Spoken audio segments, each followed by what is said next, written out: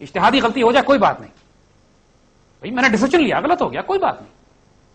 لیکن ہر وقت شاید کروں نہ کروں، کودوں نہ کروں، اس کام کو میں جاؤں، بے خطر کود پڑا آتش نمرود میں، عشق، یہ عشق ہوتا ہے تو یقین آتا ہے۔ ایک انسان جو شک میں مبتلا ہو نا،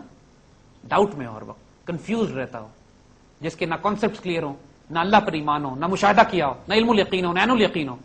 ایسے شکست خوردہ انسان سے، ایسے ناکام کنفیوزڈ انسان سے یقین کرو اللہ کام نہیں دیتا۔ بیسک ایٹریبیوٹ مرد مومن کا ایسا کانفیڈنس، اس کا یقین اس کا بہت بڑا ہتھیار ہوتا ہے، دا فیتھ، اللہ کبھی ہمیں رسوا نہیں کرے گا۔ یعنی یہ تو سیدہ خدیجہ طاہرہ نے،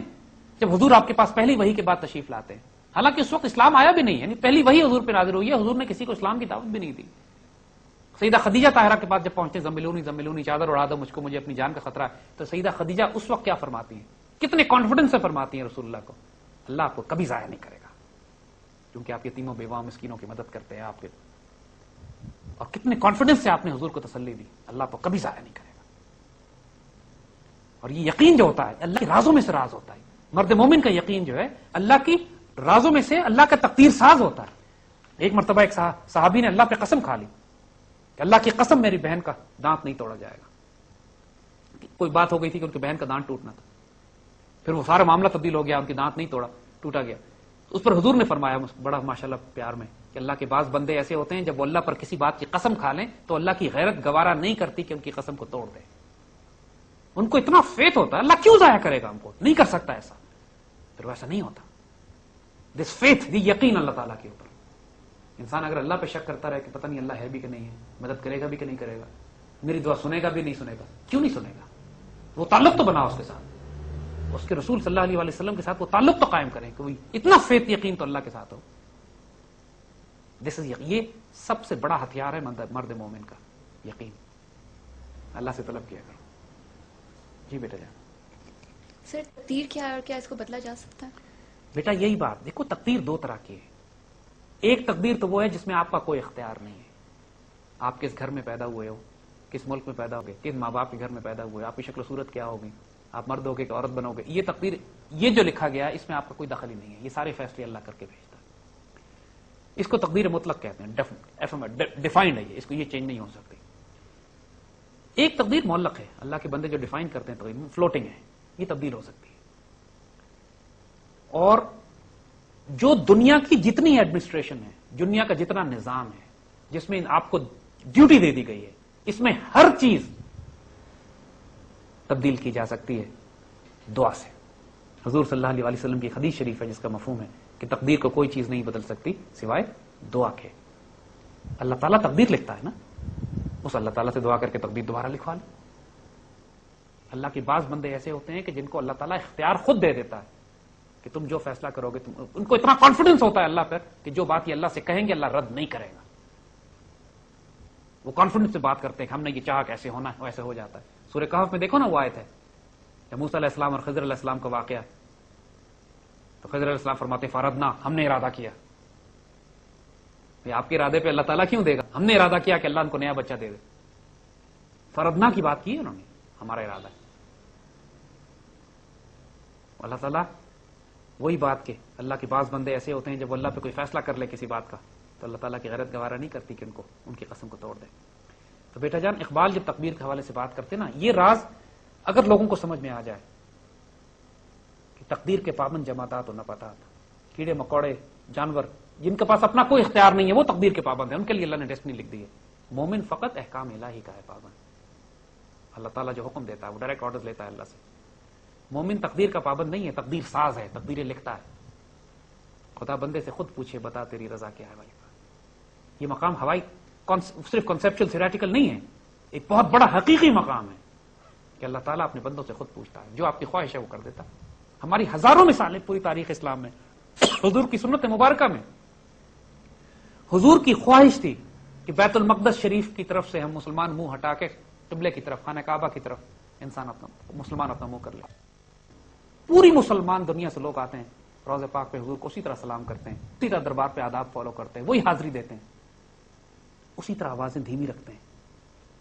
اسی طرح آوازوں کو دھیما رکھا جاتا ہے جس طرح حضور کے سامنے آوازوں کو دھیما رکھا جاتا تھا۔ آج بھی وہ احکامات پوری طرح ویلڈ ہیں، آپ حضور کے آگے اگر آواز بلند کرو گے تو تمہارے اعمال ضائع کر دیے جائیں گے. ادب رسول اور عشق رسول کے حوالے سے ہم آپ کو حوالہ دینا چاہیں گے میری بیٹی امام نووی کا رحمۃ اللہ علیہ. بہت بڑے امام جن کی مشہور کتاب ریاض الصالحین پوری دنیا میں پڑھائی جاتی ہے, خاص طور بلکہ عرب دنیا میں تو کہا جاتا ہے کہ سب سے زیادہ حدیث کی کتاب اگر کوئی پڑھی جاتی ہے تو ریاض الصالحین ہے. دمشق کے تھے, کئی سو سال پہلے, 600-700 سال پہلے آپ گزرے. ان کی ایک کتاب بڑی خوبصورت ہمارے پاس یہاں رکھی ہے. آپ کی کتاب ہے کتاب الاذکار, امام نووی کی لکھی ہوئی ہے. موسٹ آتھینٹک بک, موسٹ آتھینٹک اسکالر امام نووی. پوری عرب دنیا میں تمام مسلمان مسالک جو ہیں امام نووی کا احترام کرتے ہیں, عزت کرتے ہیں. یہ کتاب مدینہ شریف کی چھپی ہوئی ہے, پبلش بھی مدینے میں ہوئی ہے, اور ہم نے مسجد نبی کے باہر سے خریدی تھی. اور اس کتاب میں, کتاب الاذکار میں, امام نووی نے اذکار لکھے ہیں, خاص طور پہ حج کے حوالے سے اور مختلف موقع پہ کہ جب انسان جب سفر کرتا ہے تو اذکار کیا کیا کرے, ذکر کیا کرے. اس میں امام نووی نے پورا ایک چیپٹر رکھا ہے اس بات پر کہ حضور صلی اللہ علیہ وآلہ وسلم کے روضے پاک کی زیارت کے لیے اور حاضری کے لیے جب تم جاؤ تو اس کے آداب کیا ہیں, اس کے اذکار کیا ہیں, اس کے پروٹوکول کیا ہیں. تو یہاں پر امام نووی, اور یہ عربی میں کتاب ہے, امام نووی اس پر لکھتے ہیں, اس کے لیے جو لفظ استعمال کرتے ہیں کہ فصل فی زیارت ہے قبر رسول اللہ صلی اللہ علیہ وآلہ وسلم, حضور کی قبر مبارک صلی اللہ علیہ وسلم کی زیارت کے بارے میں. اور اس کو بلکہ امام لکھتے ہیں ان یتوجہ الی زیارت رسول اللہ, وہ اس کو یہ لکھتے ہیں, امام نووی لکھ رہے ہیں کہ زیارت قبر رسول اللہ صلی اللہ علیہ وآلہ وسلم زیارت رسول اللہ کی طرح ہے. یعنی ایسے ہی ہے کہ جیسے آپ حضور کی زیارت کرنے کے لیے مسجد نبوی شریف جا رہے ہیں. امام نے زیارت قبر کا لفظ بھی نکال دیا, زیارت رسول اللہ لکھتے ہیں اس کو, اوپر زیارت قبر رسول اللہ لکھا تھا. اور پھر لکھتے ہیں اس کو من اہم القربات وارب المسائی, یعنی یہ بہترین قرب, بہترین عبادت ہے, اتنی خوبصورت کوشش ہے, اٹس اے بیوٹیفل ایفرٹ. سب سے خوبصورت آپ کی عبادت یہ ہے کہ آپ جا کے روضہ پاک پہ صلی اللہ علیہ وآلہ وسلم پہ, حضور کے روضہ مبارک پہ حاضری پیش کریں. اس بات پہ تو تمام لوگ متفق ہیں, کوئی دقت نہیں ہوتی. جائے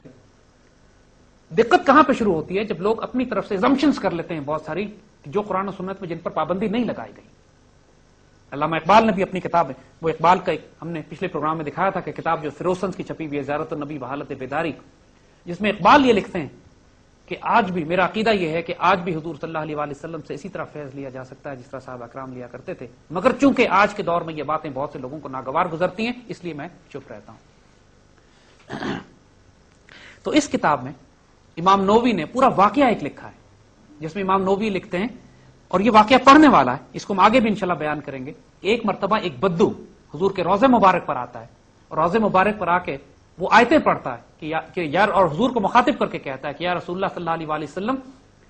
میں نے قرآن میں پڑھا ہے کہ اگر کوئی شخص اپنی جانوں پہ ظلم کر لے تو وہ رسول کے پاس آئے, اور رسول جب اس کے لیے استغفار کریں گے اور اس کے لیے دعا کریں گے, اللہ تعالیٰ پھر اس کی مغفرت فرما دے گا. تو میں تو آپ کے پاس آیا ہوں,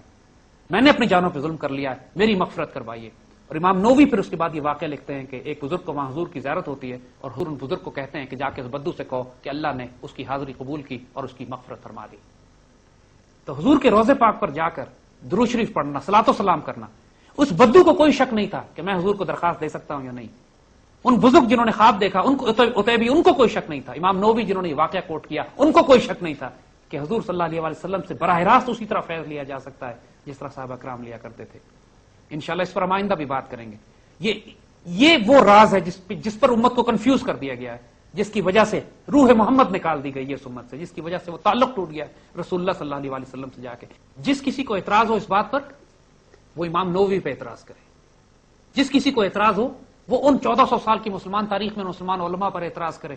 کہ جنہوں نے حضور صلی اللہ علیہ وآلہ وسلم سے روحانی تعلق کے طریقے اور فیض لینے کے سلوک کے طریقے بتائے. میرے بچوں, یہ بہت بڑا راز ہے, اس کو اب کھولنے کا وقت آ گیا ہے.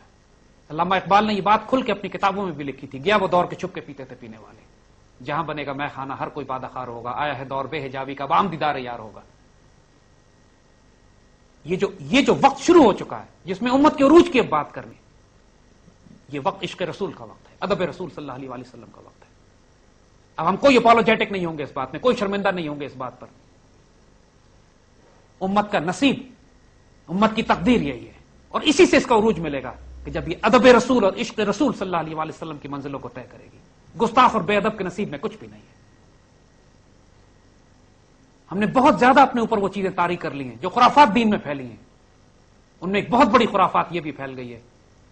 کہ رسول اللہ سے کوئی روحانی فیض آج قائم نہیں کی، تعلق قائم نہیں کیا جا سکتا. سلطان نور الدین زنگی کو تو معلوم تھا کہ حضور خواب میں تشریف لا کے حکم دیتے ہیں کہ فوجیں لے کے جاؤ مدینہ شریف میں، اور صلیب بھی مجھے تنگ کر رہے ہیں. 1400 سال کی مسلم تاریخ میں ہزاروں واقعات ایسے ہیں کہ حضور براہ راست تشریف لا کے خواب میں مسلمانوں کو بشارتیں دیتے ہیں، خوشخبریاں دیتے ہیں.